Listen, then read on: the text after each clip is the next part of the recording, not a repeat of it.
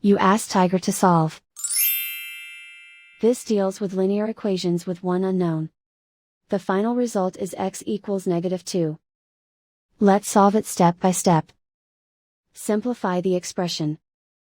Expand the parentheses. Group like terms. Simplify the arithmetic. Group all x terms on the left side of the equation. Add x to both sides. Group like terms. Simplify the arithmetic. Group like terms. Simplify the arithmetic. Group all constants on the right side of the equation. Add 10 to both sides.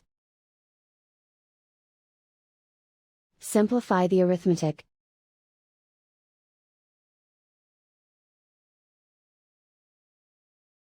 Isolate the x.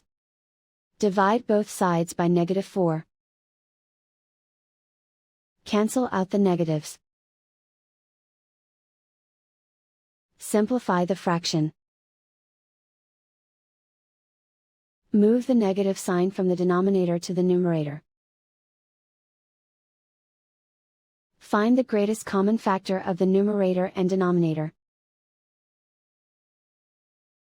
Factor out and cancel the greatest common factor. And so the final result is x equals -2.